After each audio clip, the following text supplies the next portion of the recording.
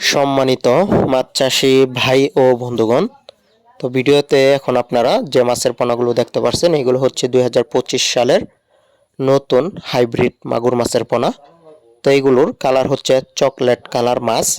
তো যে সকল খামারি ভাইরা 2025 সালের নতুন হাইব্রিড মাগুর মাছের পোনা ক্রয় করবেন তারা আমাদের সাথে যোগাযোগ করবেন স্ক্রিনে দেওয়া নম্বরে।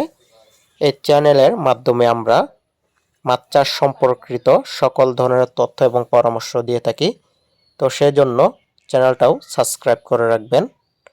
আর যারা মাছ চাষের সাথে জড়িত আছেন তারা জানার কথা যে হাইব্রিড মাগুর মাছ চাষে সময় খুবই কম লাগে, আর এই মাছ যে কোনো খাবারই কিন্তু খেয়ে থাকে।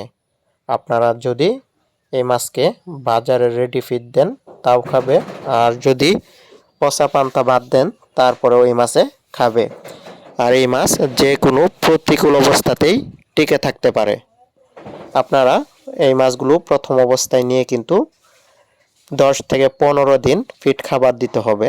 তারপর থেকে এই মাছকে আপনারা যে কোনো খাবারই দিতে পারবেন। বাহিরের যে কোনো খাবারের এই মাছ কিন্তু খেতে খুব পছন্দ করে। মরা মুরগি বা মাছের আতজুরি, যে বাজার যে মাছ কাটা হয় এই ধরনের আতজুরি বা পচা কেক, পচা বন রুটি, এই ধরনের খাবারেও কিন্তু এই মাছে খেতে পছন্দ করে। যে কোনো প্রতিকূল অবস্থাতেই টিকে থাকতে পারে এবং কি যে কোনো অপরিত্যক্ত জলাশয়ের মধ্যে এই মাছ চাষযোগ্য।